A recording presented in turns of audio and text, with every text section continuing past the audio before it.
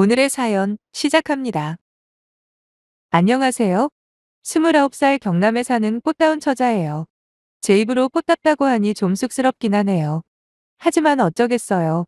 나이가 얼마든 바로 오늘이 인생에서 가장 찬란하고 아름다운 순간이라고들 하잖아요. 며칠 전에 희한한 경험을 해서 이렇게 사연 신청을 해볼까 합니다. 6개월 정도 사귀던 남친이 있었는데 가벼운 마음으로 자기 집에 인사드리러 가자고 해서 따라갔다가 말도 안 되는 봉변을 당할 뻔했네요. 그것도 남의 일로만 알았던 돈 가지고 사람을 잡으려고 들다니 사람 잘못 건드린 거죠. 사실 저희 집은 꽤 부유한 축에 속하거든요. 아빠는 태어날 때부터 흔히 말하는 금수저로 태어나셨어요. 할아버지가 과수원을 하시며 돈을 꽤 많이 버셨다고 하더라고요. 아마 할아버지가 사시던 동네뿐 아니라 그 인근에서도 이름만 말하면 다 알 만큼 부자로 유명했답니다. 그러니 외동아들로 태어난 저희 아빠가 얼마나 유복하게 자랐는지는 말 안 해도 아시겠죠? 거기다 공부까지 잘했던 아빠는 정년 퇴임할 때까지 나름 이름 있는 기업에서 임원까지 하시다 몇 년 전에 사업을 시작하셨고 업종은 바로 간장게장 판매 사업이었습니다. 그것도 공장까지 매입해서 대규모로 출발하셨어요. 하지만 처음엔 돈도 많이 까먹고 접을까 말까 매일 고민할 만큼 엄청 힘들었어요. 물론 저도 기억하죠. 집에서 아빠와 엄마가 매일같이 걱정하시는 모습을 봐왔기 때문에 누구보다도 잘 알아요. 그런데 운 좋게도 일본 쪽 판매로가 뚫리는 바람에 아빠 회사는 급물살을 타게 되었고 한 번 탄력을 받으니 그 뒤로는 그냥 순풍에 돛단 듯 승승장구하셔서 지금은 연매출 100억을 돌파하는 탄탄한 회사로 자리 잡게 되었습니다. 물론 저 역시 어릴 때부터 뭐 하나 모자람 없이 아니 늘 넘치게 받으며 자랐겠죠? 철없을 땐 우리 집이 잘 사는 게 마치 내가 잘나서이냥 까불고 다닐 때도 있었지만 부모님의 올바른 가정교육 덕분에 곧 정신 차리고 허튼 짓 안 하며 바르게 살아왔다고 자부해요. 제겐 트라우마가 하나 있는데 대학교 때 사귀던 남자친구에게 큰 배신감을 느낀 적이 있어요. 그 당시만 해도 세상 물정 모르던 전 남자친구에게 우리 집 상황을 미주알 고주알 다 알려져 버렸습니다. 그리곤 남자친구가 저를 인간으로서 좋아하는 게 아니라 단지 제 배경 때문에 좋아한다는 걸 깨닫고는 엄청난 충격에 빠진 적이 있어요. 얼마나 심하게 방황을 했는지 학교를 나가지 않고 집에만 틀어박혀 아무것도 하지 않기를 몇 달 동안이나 지속했죠. 그러다 학사 경고는 물론이고 대인 기피증까지 걸려서 정신과 치료도 받고 우울증 약까지 복용할 만큼 심적으로 힘들었습니다. 그때 제 이야기를 들으신 아빠가 그러더라고요.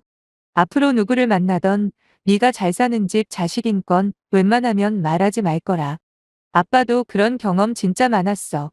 겉으로는 웃는 가면을 쓰고 접근하지만 그 속내는 전부 내 배경이나 재산에만 관심을 두는 사람들 말이야. 꼭 명심해라. 그래야 있는 그대로의 너를 좋아해주는 사람을 만날 확률이 높아지는 거야. 누구나 돈 앞에서는 약해져서 자기 본성을 숨기기 마련이거든. 알겠지? 저 또한 아빠의 말에 전적으로 동감했습니다. 그래서 그 후로 만나는 사람들에게는 제 배경을 숨기는 게 버릇이 되어버렸어요. 정말 믿을 만한 친구들 몇 명 외에는 제 집안 사정은 모르도록 최대한 언급을 피하며 살았어요. 이번 사연의 주인공인 남자친구에게도 역시 마찬가지였고요. 저희들은 일로 만났습니다. 비록 오빠가 있긴 하지만 전 또래에 비해서 욕심이 많은 편이에요. 특히 사회적으로 성공하고 싶은 욕구가 강하죠. 그래서 나중에라도 아빠 사업에 도움이 될까 해서 유통 관련 회사에 임시직으로 근무를 하고 있었는데 거기 정직원인 남친과 썸을 타기 시작했어요. 제가 남친에게 가장 높은 점수를 준 부분은 다정함도 아니고 외모도 아니라 바로 끈기와 책임감이었습니다. 유통일이란 게 생각보다 거래처와 접촉해야 할 경우가 많아요. 그렇다 보니 별별 더러운 꼴을 다 당해야 하죠. 그래서 저희 쪽 계통에서 일하는 사람들에게는 자존심이라는 건 출근할 때 경비실에 맡겨놓고 퇴근할 때 찾아가는 거다. 라는 말이 있을 정도라니까요. 근데 남친은 어떤 상황에서도 표정 한번 굳지 않고 끝까지 거래를 성사시키더라고요. 나름 본받을 점이 많다 생각하고 눈여겨보고 있었습니다. 그러다 한 번은 회식 때 동료들이 남친에게 물어보더군요. 어떻게 하면 그런 상황을 잘 참고 넘길 수 있냐고요. 그때 남친은 환하게 웃으면서 그게 내일이니까 내가 내일을 하겠다는데 자존심이 어디 있어? 그냥 될 때까지 하는 거지라며 담담히하지만 단호하게 대답을 하는 겁니다. 아마도 그때였을 거예요. 별로 눈길을 주지 않던 남친이 자꾸 신경 쓰이기 시작한 게요. 실제로 연애를 하면서도 전 남친의 장점밖에 발견하지 못했어요. 아마도 눈에 콩깍지가 쓰인 탓이겠죠. 그 정도로 영악한 놈인 줄 알았으면 애초에 시작도 하지 않는 건데. 아무튼 남친에 대한 호감이 아무리 높아졌어도 전 결혼은 전혀 생각한 적 없어요. 제가 그려놓은 제 인생 계획표대로라면 30 중반쯤이 제가 결혼할 타이밍이거든요. 그런데 남친이 하루는 그러는 겁니다. 자기는 결혼에 대해서 어떻게 생각해? 뜬금없는 남친의 돌직구에 당황한 저는 결혼 생각 같은 거 없다고 그랬죠. 그랬더니 남친은 얼굴을 제 얼굴 앞으로 가까이 들이밀면서 내가 만약에 청혼하면 받아줄 건가? 하는 거예요. 전 손사래를 치며 요즘은 청혼도 예고하고 하냐고, 그리고 대답은 노라고 했습니다. 당분간은 결혼할 생각이 없으니까 기다리던지 아니면 다른 여자 찾아보라고 했더니 그 뒤로는 결혼에 대해 한마디도 안 하길래 그냥 해본 소리로 치부하고 넘어갔네요. 그래서 그 후로 몇 주가 지나고 남친이 자기 집에 저녁 식사 초대를 했을 때도 전 조금의 의심도 하지 않은 거죠.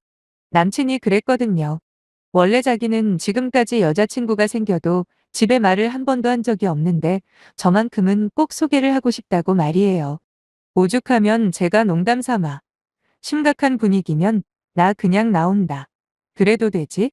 했더니 얼마든지 라면서 자신있게 대답하는 남친을 믿고 그 망할 놈의 집구석에 들어간 제가 멍청했네요. 그래도 처음 찾아뵙는다고 나름 신경 써서 얌전한 옷까지 챙겨 입었죠. 특이 이쁘라누랑 남친 어머니 드릴 꽃다발을 준비해 들어갔더니 남친 부모님과 여동생이 저를 굉장히 환대를 해주더군요. 집 안으로 들어가자마자 제 옷부터 받아준 남친 여동생이 어서 오라며 활짝 웃어주는데 그때까지만 해도 참 따뜻한 사람들이구나 착각을 했네요. 그리곤 본격적으로 갈비찜을 먹기 시작하는데 자꾸 생뚱맞은 질문을 하는 거예요. 뭐 아빠 직업이 뭐냐느니 현재 임시직으로 근무 중인 걸로 아는데 앞으로 직장 문제는 어떻게 할 거냐느니 부담감만 팍팍 주는 질문들로만 골라서 하더군요.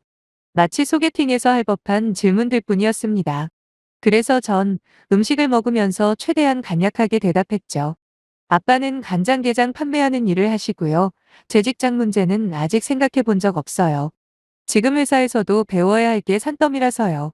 그리고 엄마는 그냥 집에 계십니다. 라고요. 솔직히 대답하면서도 좀 찜찜하긴 했지만 그래도 처음 만난 아들 여자친구니 그 정도는 궁금하실 수 있겠다 하고 넘겼습니다.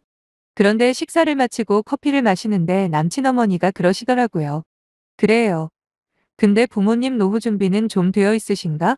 알런지는 모르겠지만 우리는 어느 정도 대비가 돼 있어서 안심이긴 한데 한쪽만 준비돼 있다고 문제가 안 생길 것도 아니라서 말이에요.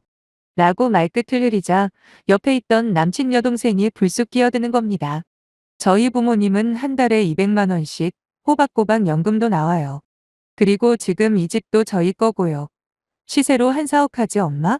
라며 저를 아래로 깔보듯 쳐다보는데 나한테 왜 이런 이야기를 하는 건지 처음엔 이해가 도통 되지 않았습니다. 보통 이런 종류의 이야기는 결혼을 전제로 하고 사귀는 예비 며느리에게 하는 거 아닌가요? 상황에 맞지 않는 대화로 기분이 상해버린 저는 퉁명스럽게 그러세요? 하고 대답을 할 수밖에 없었죠. 그런데 시어머니가 재차 물어보시는 거예요.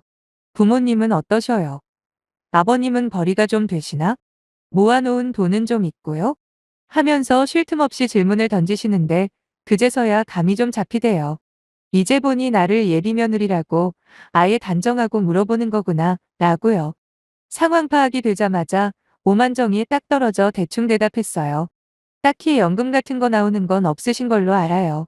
그래도 먹고 살 만큼은 버시고요. 모아놓은 돈도 좀 있으실 거예요.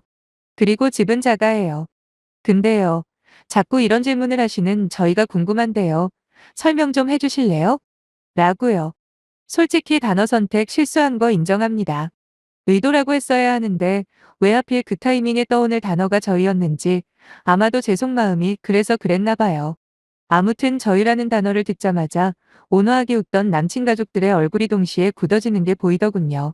남친 어머니는 인상을 쓰시며 지금 저희라고 했냐고 가정교육 수준은 말 안 해도 알겠다며 혀까지 끌끌 차시는 겁니다. 그러면서 저보고 생각을 해보라대요. 사귀는 남자 집에 인사드리러 온 이상 결혼은 기본으로 깔고 가는 거 아닌 거냐고 자기는 충분히 물어볼 만했다고 생각한답니다. 일말의 미안함 따위는 찾아볼 수가 없었어요. 그 말을 듣자마자 전 남친을 똑바로 노려보며 입을 열었죠. 기분 나쁘셨다면 사과는 드릴게요. 근데 말이죠. 아드님한테 못 들으셨나 봐요? 진즉에 결혼 생각 따위는 당분간 없다고 이미 말했거든요. 그러니 제 입장에서는 충분히 황당한 질문들이 많습니다. 그리고 혹시 지금 예비 며느리 심사를 하시는 거라면 번지수 잘못 짚으신 것 같아요. 그러면서 전 남친을 노려보며 한마디 덧붙였습니다. 근데 자기는 한마디도 안 하네. 뭐 하자는 거지? 나한테 말한 거랑 지금 상황이랑 아예 맞는 게 없잖아. 언제까지 주둥이 닫고 있을래? 그제서야 남친은 어버버하며 지금은 결혼 생각이 없을지 몰라도 일단 둘 다 성인인 이상 연애만 목적으로 만나는 건 아닌 것 같다는 헛소리를 하지 뭐예요. 아무리 화장실 들어갈 때 다르고 나올 때 다르다고 해도 이 정도로 말이 달라지는 건 매너가 아니지 않나요? 화가 머리끝까지 난 저는 그딴 말은 여기 오기 전에 미리 했어야지. 순서가 한참 잘못됐네, 안 그래? 이런 자리인 줄 알았으면 올 필요도 없었을 텐데. 죄송합니다. 제가 있을 자리가 아니네요. 일어나 보겠습니다. 라고 침착하게 할 말 다 하고 자리에서 일어났는데 남친 여동생이라는 철부지가 저 들으라는 듯이 큰 소리로 남친에게 그러는 거예요. 오빠 뭐야? 가진 것도 없고 예의도 없고 어디서 저런 여자를 만난 거야? 급 떨어지게? 얼마나 황당하던지 처음엔 조용히 사라져주려 했는데 안 되겠더군요. 잠자는 사자의 코털을 건드려버린 이 집안 사람들에게 한 번 먹이고 싶은 생각이 들어 전 돌아서서 자리에 앉았어요. 그리고 물었죠. 이 집안 며느리 되려면 대체 돈이 얼마나 있어야 하는 거죠? 갑자기 궁금해져서요. 그러자 시어머니가 콧방귀를 끼면서 그러더라고요. 적어도 우리 정도는 돼야지라고요. 저 역시 지지 않고 미소까지 지어주면서 쭉 읊어드렸네요. 아, 그래요? 그럼 계산 좀 해볼게요. 자가집 4억에 연금으로 매달 200만 원이죠? 그러자 옆에 있던 남친 여동생이 또 끼어들대요. 참으로 밉상스러운 기집애였어요. 아니죠. 그냥 자가도 아니고 대출 하나 없는 자가고요. 오빠 직업도 그쪽이랑 달리 정규직이니까 그것도 포함해야 맞는 거죠. 왜요? 너무 분에 넘쳐요? 라며 킥킥거리는데 확 쥐어박아 버릴까 싶을 정도로 재수가 없는 면상이었네요. 아무튼 혼자 신난 남친 여동생을 애써 무시하고 전 남친을 보며 물어봤습니다. 자기 생각도 같아? 진짜로 자기랑 결혼하려면 저 정도 재산이 꼭 있어야 한다고 생각하는 거냐고 편하게 말해. 안 잡아 먹을 테니까. 계속되는 저의 뻔뻔한 도발에 남친 아버지는 헛기침을 하며 아예 절 무시하고 방으로 들어가 버리시더군요. 이윽고 남친 입에서 나온 말은 진짜 어이없음 그 자체였습니다. 사실 엄마랑 동생이 너무 직설적으로 말하긴 했지만 그래도 결혼은 현실이잖아? 어느 정도 급이 맞아야 잘 산다고 다들 인정하는 거 모르는 사람도 없을 테고 갑자기 분위기가 이렇게 돼서 당황스럽고 화나는 마음은 이해하는데 그래도 내 부모님인데 자꾸 그렇게 빈정대는 건 보기 안 좋네. 이 머저리 같은 놈은 지네 부모만 보이나 봅니다. 뻔히 자기 여자친구가 부당하게 모욕을 당하고 있는 건 아무렇지도 않다는 건가요? 저는 더 열받으라고 남친을 보며 혹시라도 네 부모랑 여동생 때문에 1등 당첨된 로또 복권을 잃어버린다고 해도 그런 소리가 나올까? 라고 물어봤습니다. 뜬금없는 질문에 남친은 뭔 소리를 하냐는 듯이 멍하니 저를 쳐다만 보고 있고 옆에 남친 어머니가 이제는 대놓고 저를 비웃으며 얘 진짜 맹랑한 애네. 너는 어디서 이런 애를 데리고 왔니? 꼴의 자존심은 세우고 싶은 모양인데 그딴 소리라도 하면 뭐 정신승리라도 할 줄 아나 보다. 네가 1등짜리 로또 복권 구경이나 해봤어? 아주 쇼를 하고 있네. 전 여전히 남친 어머니 쪽은 아예 들리지도 않는다는 듯이 남친만 노려보며 말을 이어갔습니다. 내가 편하게 계산해 줄게. 요즘 로또 1등이 세금 떼고 한 10억 정도 하지? 그럼 이 대단한 4억짜리 집을 두 채 사고도 2억이 남는 거잖아. 대박인데? 너 똑바로 들어. 지금 꼴랑 집 하나랑 정규직, 그리고 연금 200만 원 뭐. 이딴 걸로 사람 우습게 보는데 내가 그 입 다물게 해줄게. 하면서 네이버에 우리 아빠 검색하면 어느 회사 대표인지 매출은 또 얼만지 상세히 나와 있으니 당장 검색해보라고 말했어요. 어차피 사진만 봐도 내가 아빠 딸인 거 바로 알 거라고요. 완전히 판박이거든요. 여전히 무슨 소리인지 모르는 남친에게 전 한 번 더 친절하게 설명을 해줬습니다. 그 대표가 바로 우리 아빠고 니들이 지금 누구 앞에서 이따위 짓을 했는지 다 알게 되면 아마 쪽팔려서 죽고 싶을 거라고 말이에요. 옆에선 남친 어머니가 저보고 하다 별바락을 다 한다며 소리를 지르고 있었고 남친 여동생 또한 그 옆에 서서 한 소리 거드는데 어느새 핸드폰을 검색하던 남자친구의 얼굴이 점점 사색이 되더라고요. 그리고 남친 옆으로 온 나머지 두 명의 얼굴도 정말 가관이었죠. 왜? 많이 놀랬어? 끝까지 아니라고 해보시라고 그래. 니네 엄마랑 동생한테 말이야. 그럼 우리 아빠한테 바로 전화해서 여기로 오시라고 할 테니까. 어떡하냐? 나는 지금 꿀잼인데 너는 죽을 맛이겠네? 맞다. 니네 엄마랑 동생 쪽팔려 죽을지도 모르니까 잘 챙겨드려. 제 말대로 꿀먹은 벙어리가 돼버린 세 명을 두고 전 현관으로 향했고 마지막으로 한마디 더 날려줬죠. 야 전남친. 딱 보니까 돈에 환장한 니네 엄마나 동생이 나 다시 잡으라고 할 수도 있겠다. 회사에서 얼굴 들고 다니고 싶으면 알아서 처신 잘해라. 그리고 회사에는 네가 병신짓해서 차였다고 말하고 쓸데없는 소리 하면 그때는 돈맛 제대로 보여줄 거야. 명심해 알겠냐? 그렇게 전남친 집 현관문을 열고 나오는데 이렇게 속이 시원할 수가 없더군요. 알량한 돈 몇 푼 가졌다고 남의 귀한 딸 데려다가 갑질하려던 모질이들이 어떤 표정일지 너무 궁금해 다시 들어가고 싶은 마음 꾹 누르고 그냥 집으로 돌아왔네요. 나머지는 전부 제 말대로 해결이 되었고요. 물론 그 인간은 제가 시킨 그대로 집과 차였다고 말하고 다니다 결국 절 마주치는 게 속이 쓰렸는지 다른 지방으로 정근 가더라고요. 좀 아쉬웠어요. 계속 마주치며 그놈의 후회하는 얼굴을 더 감상하고 싶었는데 말이죠. 어쨌든 지금 생각해도 황당하고 어이없는 그날의 일을 생각하면 여전히 후련한 마음뿐이에요. 거기다 어디서나 당당하게 할 말 다 할 수 있게 든든한 배경이 돼주시는 아빠에게 잘해야겠다는 생각뿐이네요. 결론은 뛰는 놈 위에 나는 놈 있다는 말을 명심하고 어디서든 선만 지키면서 자는 게 최선 아닐까요? 저 역시도 돈 있다고 나대지 않고 겸손하며 살아가겠습니다. 감사합니다. 오늘의 사연 시작합니다. 안녕하세요. 결혼하고 3년 동안 기다리고 기다리던 딸아이를 출산하고 앞으로 행복할 일만 남은 줄 알았습니다. 평범한 회사원이던 남편과 그럭저럭 사이도 좋은 편이었고 며느리에게 살갑게 대해주지는 않지만 특별히 마음 상하게 하는 일도 없었던 시가와도 별다른 부딪힘 없이 지냈거든요. 거기다 제가 벌어들이는 돈만으로도 우리 세 식구 충분히 먹고도 살 정도였으니 더 이상 뭘 더 바라겠나 싶었었죠. 더욱이 육아에 대해서 막연히 겁만 먹고 있었는데 막상 그렇게까지 힘들지만은 않더라고요. 오히려 출산을 하고 아이를 키우다 보니 그제서야 진짜 어른이 되는 기분이 들면서 하루하루가 보람차고 행복하기만 했습니다. 물론 몸은 힘들었죠. 밤마다 아이를 재우기 위해 온갖 전쟁을 치르다 보면 늘 잠이 부족해 눈은 퀭해지고 입맛도 없어졌지만 그렇다고 아이를 원망하거나 현재 처한 상황에 대해서 후회한 적 없었어요. 그만큼 제게 찾아온 아이가 소중하고 사랑스럽기만 했거든요. 그래서 그 어떤 시련이나 고난이 와도 우리 세 가족만큼은 서로 아껴주면서 함께할 거라 꿈꿔섰네요. 그 일이 있기 전까지만 해도 말이죠. 제 직업은 온라인 쇼핑몰에서 상품을 판매하는 쇼호스트입니다. 아직까지는 월 몇천만 원씩 버는 유명 선배님들 근처에도 가지 못하지만 그래도 나름 제 분야에서는 입지를 다지고 있다고 생각해요. 각자 쇼호스트들마다 전문 분야가 있거든요. 참고로 말씀드리면 저는 주로 화장품을 고객님들에게 소개를 합니다. 이쪽 계열이 워낙 개인별로 편차가 심한 직종이긴 하지만 그래도 월급으로 계산해보자면 1,000만 원 가까이 꾸준히 들어오고요. 점점 실적도 좋아지고 인지도도 올라가고 있으니 전망은 아주 밝다고 볼 수 있습니다. 남편은 그냥 평범한 회사원이에요. 친구 생일날 축하해주러 온 사람들 중에 한 명이었던 남편은 저를 보자마자 첫눈에 반했다며 한참을 쫓아다녔더랬죠. 물론 그때는 지금처럼 쇼호스트는 아니었고 방송국에서 FD라고 하죠. 여러 가지 보조를 해주는 사람 말이에요.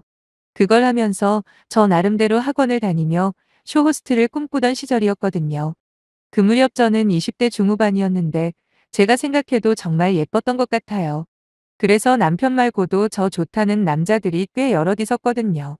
그중에는 사자 직업 가진 사람도 있었고 기업을 운영하는 남자도 있었어요. 하지만 제가 결국 선택한 사람은 그런 잘 나가는 남자들에 비해 별 볼 일 없다고도 할 수 있는 평범한 월급쟁이였던 남편이었네요. 남편을 택한 이유는 딱 한 가지였어요. 그건 바로 잘난 척하지 않고 저를 인간으로 존중해준다는 느낌이 너무 좋았습니다. 왜 그렇잖아요. 잘난 남자들은 어떻게 해서든 자신이 가지고 있는 매력을 뽐내려고 무리하게 자랑을 한다거나 아니면 제 직업을 깔보는 경향이 있었거든요. 하지만 남편은 달랐어요. 진정성 있게 다가오는 모습이 참 매력적이라 느껴져 몇 달간의 섬을 타다 저희는 사귀게 되었습니다. 2년이라는 시간 동안 남편은 한결같이 제게 잘해주고 넘치는 사랑을 줬던 것 같네요. 비록 나중에는 저 말고 다른 여자에게 한눈을 팔았지만 그때의 남편의 저에 대한 마음은 진짜였다고 믿어요. 제가 결혼을 먼저 생각할 만큼 확신을 줬으니까요. 아무튼 결혼할 당시에 겨우 초보쇼 호스트가 된 지 얼마 안 돼서 모안 쓴 돈은 별로 없었지만 다행히 친정에서 많이 도와주셨어요. 그래서 남편이 전셋집을 준비했고 저는 혼수와 나머지를 부담할 수 있었죠. 운이 좋았는지 결혼하자마자 제가 판매하는 상품이 좋은 평을 받더라고요.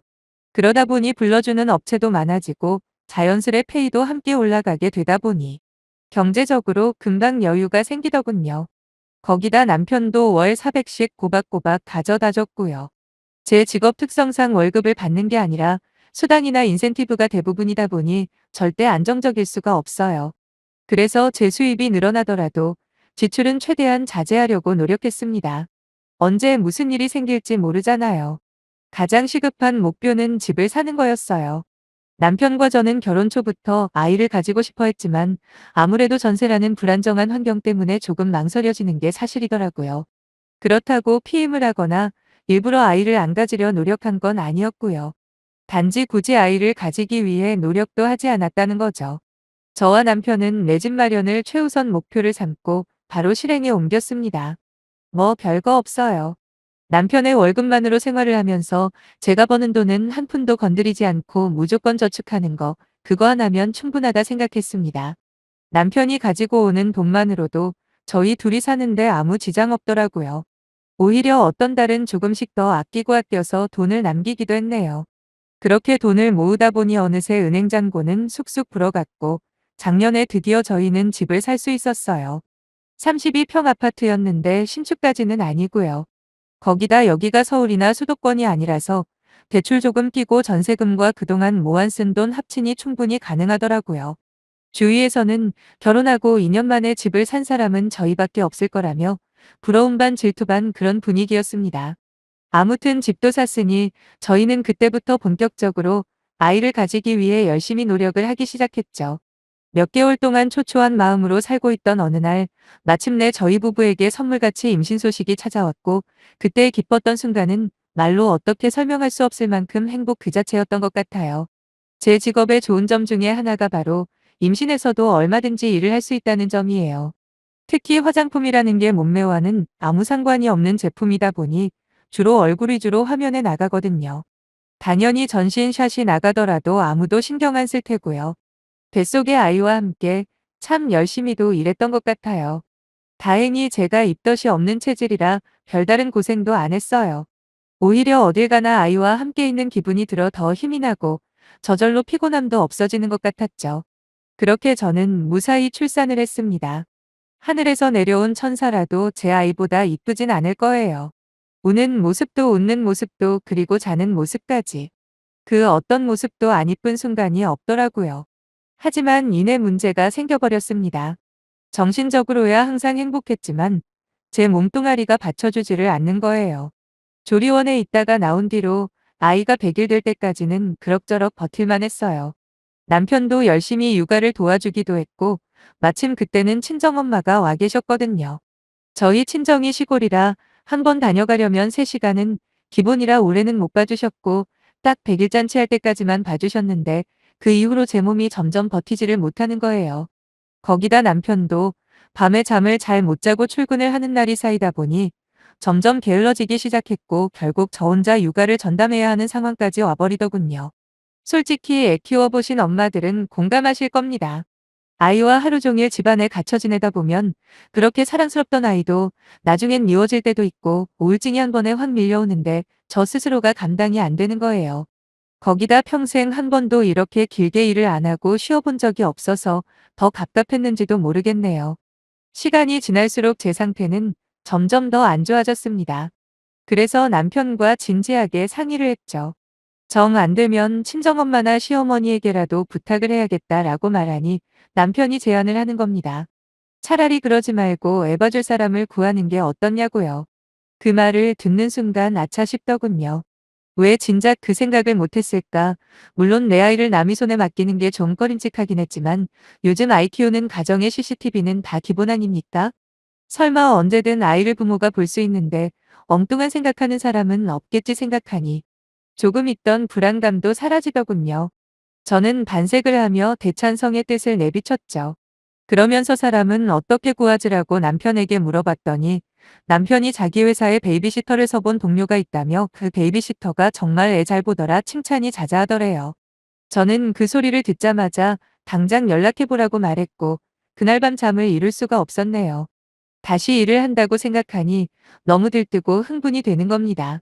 어차피 제가 일을 다시 시작하면 베이비시터에게 나가는 돈보다 훨씬 많이 벌 수 있으니 금전적으로 아깝다는 생각은 전혀 안 했고요. 며칠 뒤 정말 곱게 생긴 베이비시터 분이 저희 집을 찾아오셨고 남편과 이미 의논을 한 대로 평일 8시간씩 애를 봐주기로 계약을 했습니다.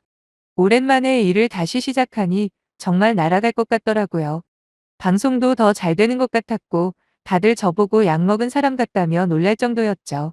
어느새 우울감에 쩔어있던 몸과 마음은 다시 새 것처럼 파릇파릇해지기 시작하며 아이러니하게도 오히려 아이와 떨어져 있는 시간이 더더욱 아이에게 온전한 사랑을 줄 수 있는 계기가 되더라고요. 모든 게 완벽해 보였습니다. 제가 그 장면을 보기 전까지 말이죠.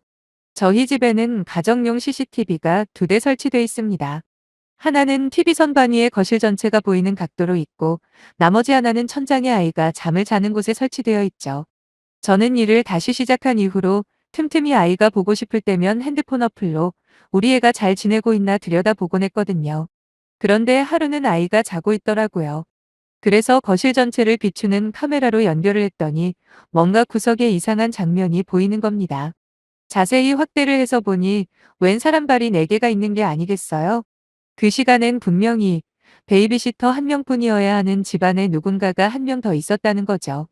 거기다 발들의 위치나 각도를 보니 2명은 바짝 붙어 있는 게 확실했고 전 갑자기 화가 막 나더라고요. 갓난아이가 있는 집안에 누구를 불러들인 건지는 알 수 없지만 그래도 이건 아니잖아요. 아마 자기 딴에는 카메라 각도를 피한다고 피했겠지만 하필 발부분이 보였을 줄은 꿈에도 몰랐을 겁니다. 당장 전화해서 따지려다 잠시 멈칫했습니다. 확실한 증거도 없이 단지 희미하게 비춘 장면만 가지고는 그 여자가 발뺌을 할 수도 있다는 생각이 들었거든요. 그래서 그날 밤 저는 거실을 비추는 카메라 각도를 안방 쪽으로 살짝 들어 올렸습니다. 한 번 집안에 자기 남친이던 누구던 불러들인 그 여자가 또 그럴 거라는 예상을 했거든요.